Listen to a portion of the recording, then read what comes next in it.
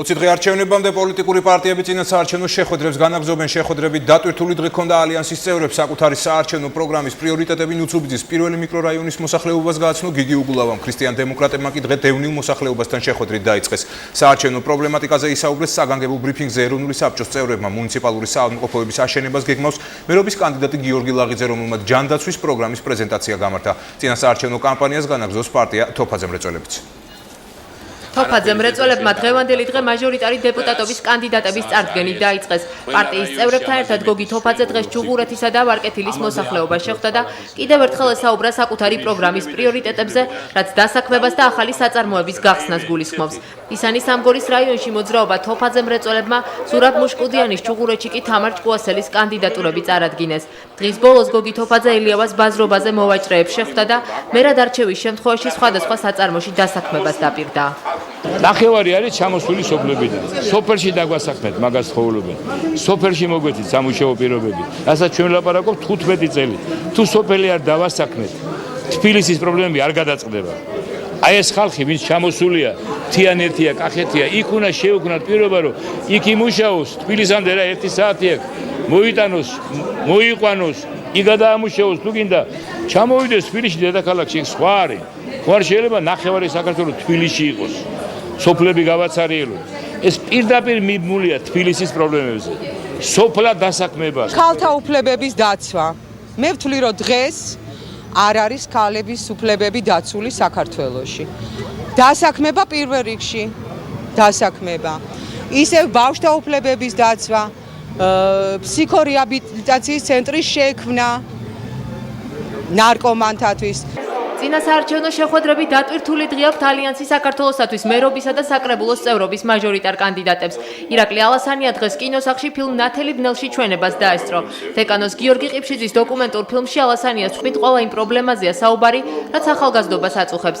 ნარკომანია და დასაქმება ის თემებია, რაზეც მერობის კანდიდატი აქცენტს თავის პროგრამაშიც აკეთებს. ალიანსის საქართველოსათვის თანათავმჯდომარე სალომე ზურაბიშვილი და ყდანის რაიონის მაჟორიტარი დეპუტატობის კანდიდატი კახა სეთურიძე კი სახესის მოსახლეობას დასაქმებაზე, ჯანდაცვისა და სოციალური პრობლემების მოგვარებაზე ორიენტირებული პროგრამა შეკრებილებს დღეს მათაც გააცნეს. ნაცალადევის მოსახლეობასთან ამ პრიორიტეტებზე გადაუღებელ წვიმაში მოუწია საუბარი ირაკლი ალასანიას. ალიანსის საქართველოსათვის მერობის კანდიდატი მოსახლეობასთან შეხვედრაზე დღეს მეტროთი მივიდა. ჩვენი ჯანდაცვის პროგრამა, ჩვენი დასაქმების პროგრამა, ჩვენი სოციალური პროგრამა ეს არის ყველაზე უფრო რეალისტური, იმიტომ რომ ეს არის ეკონომიკურად და ფინანსურად დასაბუთებული.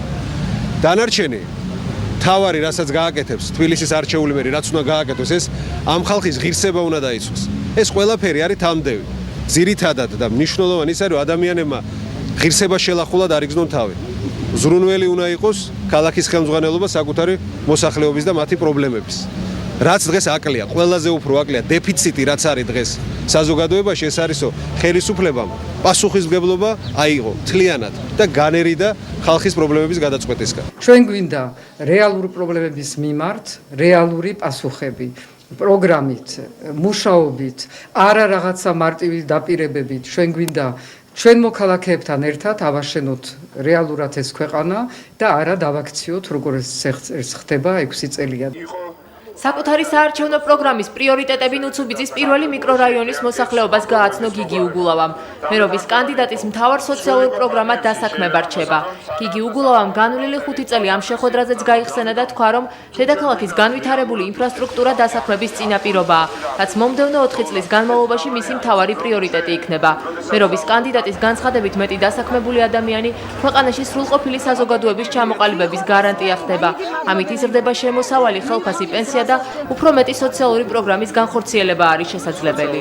პროგრამები, მეგობრებო, ბევრია და სიმართლე გითხრათ, იქნება ეს გზა თუ კეთილმოწყობა თუ სანიაღვრე თუ ნებისმიერი სხვა საკითხი, რომელიც ჩვენ გვაწუხებს, კი უკეთესია ვიდრე იყო 5 წლის წინ, მაგრამ ბუნებრივია სასურველი უფრო მეტია და სწორედ ამას ნიშნავს, როდესაც ჩვენ საუბრობთ, რომ კიდევ ბევრი გვაქვს გასაკეთებელი.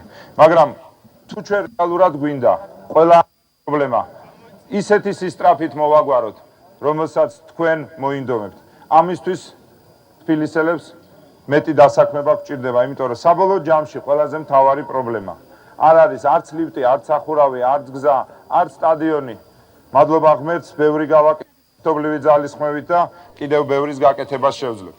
მთავარი პრობლემა ისევ და ისევ არის უმუშევრობა და სწორედ ჩემი მთავარი საზრუნავი იყო, არის და იქნება სწორედ თბილისელების დასაქმება. მოსახლეობასთან შეხვედრებს დილიდან მართავენ ქრისტიან-დემოკრატები. საკრებულოს თავმჯდომარეობისა და დიდუბის მაჟორიტარი დეპუტატობის კანდიდატები საბაძის 3 ნომრის მაცხოვრებლებს შეხვდნენ, რომელთაც მიწისქვეშა კომუნიკაციების პრობლემა აქვს და ეზოში მდგარი მრავალწლოვანი ხე საშიშროებას უქმნით. ქრისტიან-დემოკრატები არჩევნებში გამარჯვების შემთხვევაში მოსახლეობას ყველა ამ პრობლემის სასწრაფოდ გადაჭრას პირდებიან. დღესვე ინგა გრიგოლია ჩუღურეთის მაჟორიტარობის კანდიდატთან ერთად მოსახლეობას წმინდა ნიკოლოზის ეკლესიის წინ მდებარე სკვერში შეხვდა. დასაქმება და დაბალი ტარიფები მოძრაობის წევრებმა მთავარი პრიორიტეტები შეკრებილებს კიდევ ერთხელ გააცნეს. ძალიან ცოტა დრო რჩება არჩევნებამდე და ჩვენ უნდა მოვასწროთ და თბილისში არ უნდა დავტოვოთ ადამიანი, რომელსაც პირისპირ შეხვედრის გზით არ უნდა აუხსნათ, რას ნიშნავს ჩვენგან შეთავაზებული დაბალი ტარიფები. გახშირდა უკვე ისეთი ინტენსიური არის ჩვენი შეხვედრები, დღეში უკვე რამდენია ვეღარც ვითვლი. ჩვენ გვაქვს დასახული ასეთი მიზანი, რომ არჩევნებამდე უნდა შევხვდეთ ყველას და ყველა უნდა დავაჯეროთ. თუ კი ჯერ კიდევ ვინმეს ეჭვიეპარება, რომ დაბალი ტარიფები, გაზი 10 თეთრი, დენი 5 თეთრი და ხალი უფასო, ეს იქნება რეალური გია ჭანტურიას გამარჯვების შემთხვევაში. მე ერთი რამ შემიძლია უთხრა ჩუღურეთელებს, რომ თუ მე ამირჩევენ საკრებულოში, მათ ყველა პრობლემას, ეს შეეხება სოციალურ პრობლემას, იმ ადამიანები, რომლებიც აქ ცხოვრობენ, პირველ რიგში ლტოლვილები, მათ ყველა გაჭირვებას მივიტანმე საკრებულომდე. საარჩევნო პრობლემებზე საგანგებო ბრიფინგი გამართა დღეს ეროვნული საბჭოს წევრმა ლადო ბოჟაძემ.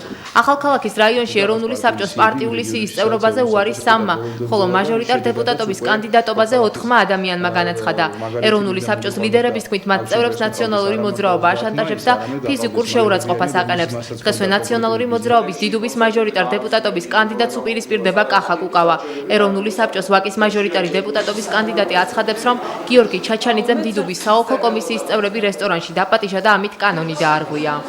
ხვალ შევა წერილობითი განცხადებები ცენტრალურ საარჩევნო კომისიაში და პროკურატურაში ჩვენი ბლოკის ეროვნული საბჭოს სახელით და ჩვენ ველოდებით, რომ შეიცვლება დიდუბის საოლქო საარჩევნო კომისიის შემადგენლობა და იმ საუბნო კომისიის შემადგენლობები, რომლებიც მონაწილეობდნენ აი ამ არალეგალურ კავშირებში და მეორე განხილული იქნება ბატონი ჩაჩანიძის მართველი პარტიიდან დიდუბის მაჟორიტარი კანდიდატის რეგისტრაციიდან მოხსნის საკითხი. სამწუხაროა, რომ ზოგიერთი ჩემი ოპონენტი ამგვარი ცილისწამლური მეთოდებით ცდილობს ჩემს წინააღმდეგ ბრძოლას და თავის დამკვიდრებას.